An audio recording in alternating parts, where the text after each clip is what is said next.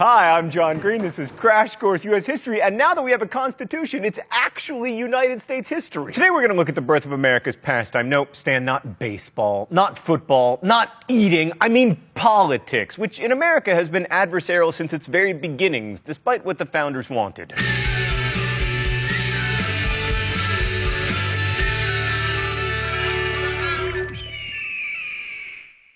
We looked at the first big conflict in American politics last week, Constitution or Articles of Confederation. I hope that I convinced you that we made the correct choice, but regardless, we made it. The Constitution passed. But immediately following the passage of the Constitution, a pretty fundamental conflict came up. What kind of country should we be? Mr.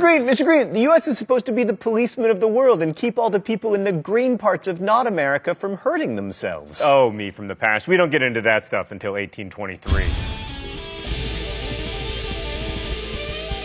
So one vision of America was put forward by Alexander Hamilton, who'd served in the war as Washington's top aide and would go on to be his first Secretary of the Treasury and probably would have been president himself had he not been born in the British West Indies. Hamilton had a strong personality and, as you can see, the beautiful wavy hair of a Caribbean god. And he had very definite ideas about what he wanted the future of America to look like. First, Hamilton wanted the country to be mercantile, which means that he believed that we should be deeply involved in world trade. Second, he wanted the U.S. to be a manufacturing powerhouse. We wouldn't just buy and sell stuff, we would make it too. He even invested in a plan to make Paterson, New Jersey a manufacturing hub, which of course ultimately failed because New Jersey. But to make a manufacturing giant, he needed a strong government that could build infrastructure and protect patents, but you already knew that he was in favor of a strong government because of course he wrote so many of the Federalist Papers. Hamilton also envisioned an America that was governed primarily by the elite. His party, which came to be known as the Federalist Party, would be the one of the rich, the able, and the well-born. I mean, just think, if the Federalist Party had survived, we might have had a bunch of,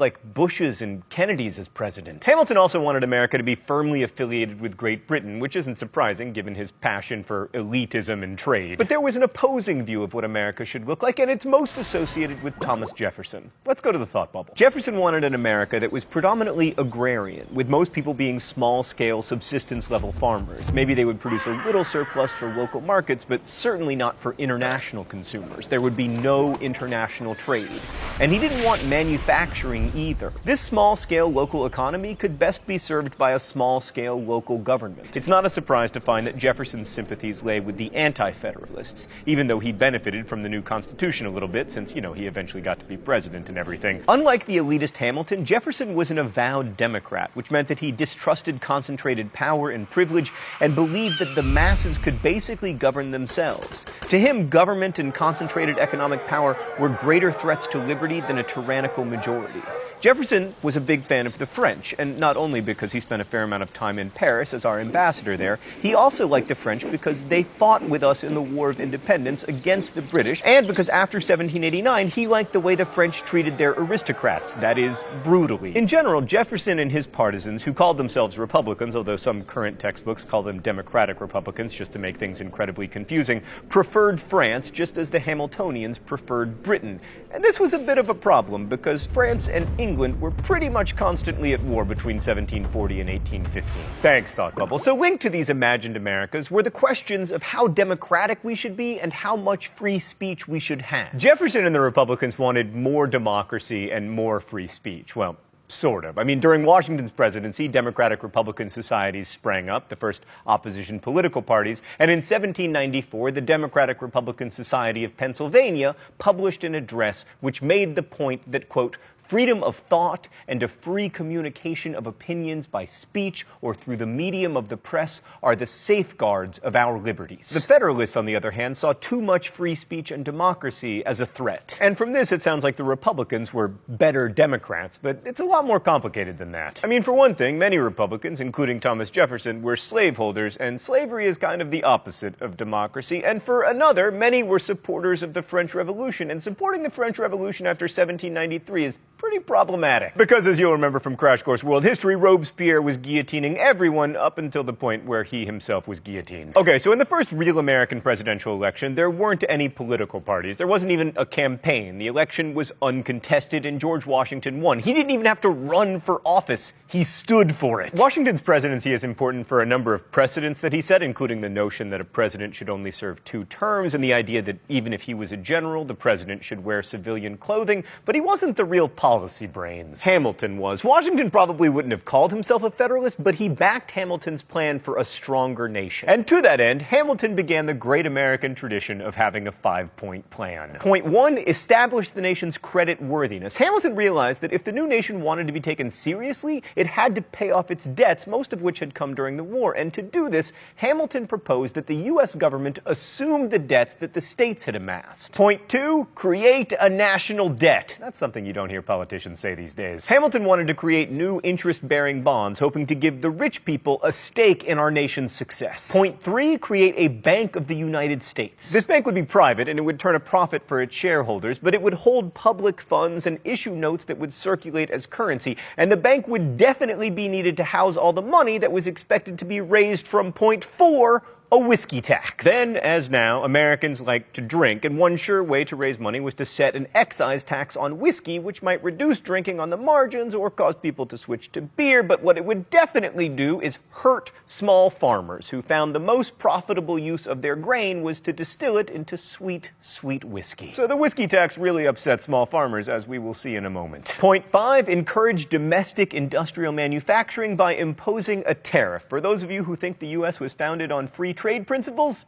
think again. Now, you'll remember that the Republicans wanted an agrarian republic with freer trade, so they disliked pretty much all of Hamilton's plan. They also argued that none of this was in the Constitution, and they were right. This position of expecting government to be limited by the text of the Constitution came to be known as strict construction. But the Republicans lacked a 5-point plan of their own, so their only hope of success was to shave Hamilton's 5-point plan down to 4 points, which is what they did. In 1790, Republicans, many of whom were Southerners like Jefferson, struck a bargain. They agreed to points 1 through 4 of Hamilton's plan in exchange for a permanent capital on the Potomac in the South, as opposed to the first 2 temporary capitals of the U.S. in New York and Philadelphia. So the Hamiltonian economy won out for a while. Probably the most immediately controversial aspect of Hamilton's plan was the whiskey tax, and not just because people loved to drink, but also because farmers loved to turn their rye into whiskey into profits. In 1794, Western Pennsylvania farmers even took up arms to protest the tax, and that clearly could not stand. Washington actually led, at least for part of the way, a force of 13,000 men to put down this whiskey rebellion, becoming the only sitting president to lead troops in the field, and America continued to tax booze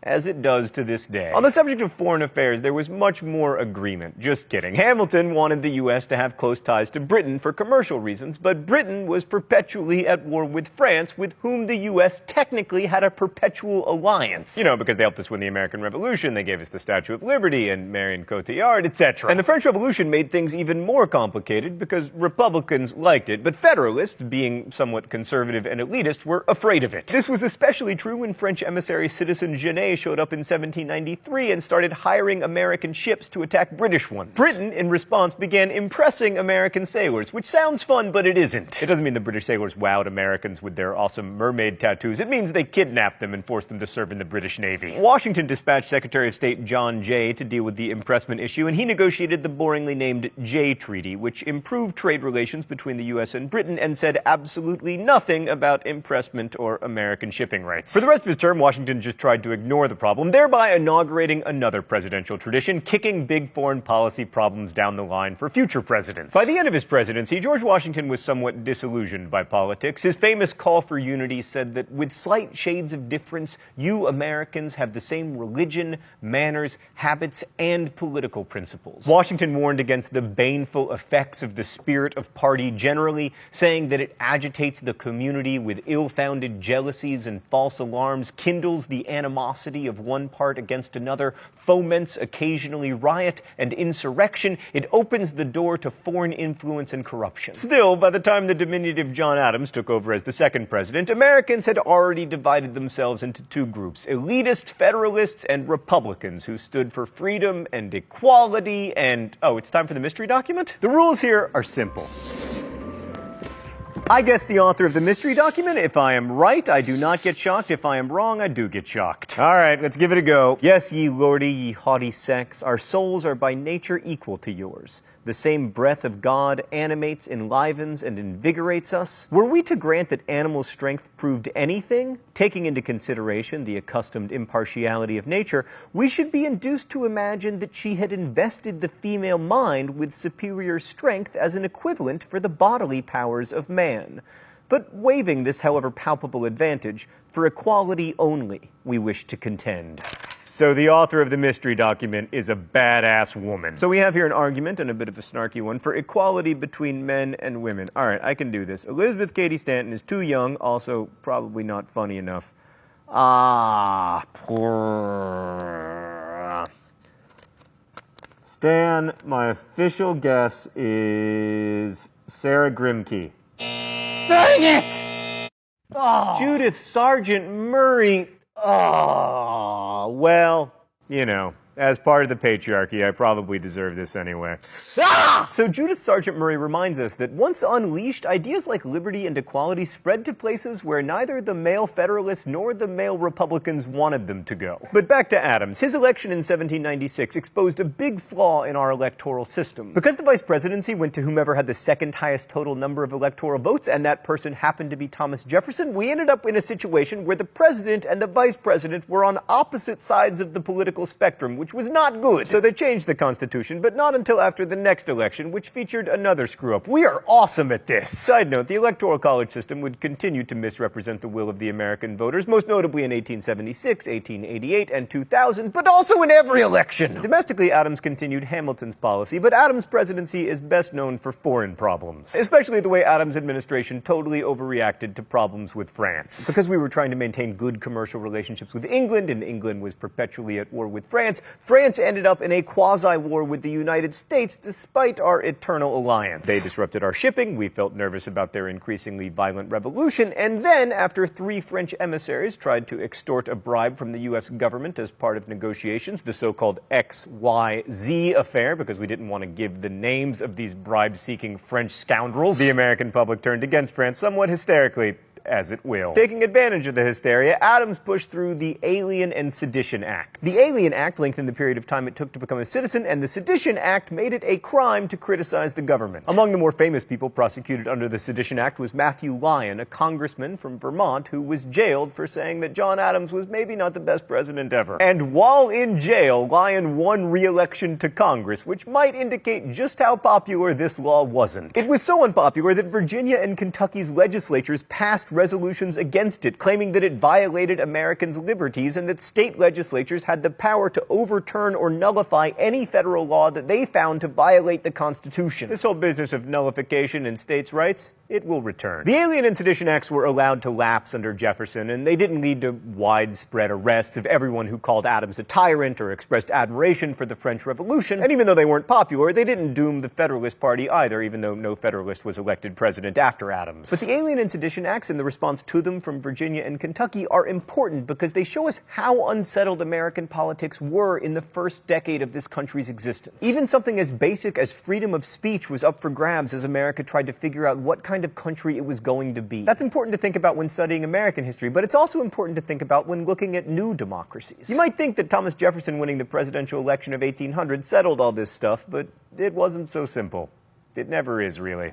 Thanks for watching. I'll see you next week. Crash Course is produced and directed by Stan Muller. Our script supervisor is Meredith Danko. The associate producer is Danica Johnson. The show is written by my high school history teacher, Raoul Meyer, and myself, and our graphics team is Thought Cafe. If you have questions about today's video, particularly if they're actual questions and not passive-aggressive attempts to impose your ideology upon other people, leave them in comments where they will be answered by our team of historians. We're also accepting your submissions for Libertage captions. Thanks for watching Crash Course, and as we say in my hometown, don't forget to be awesome.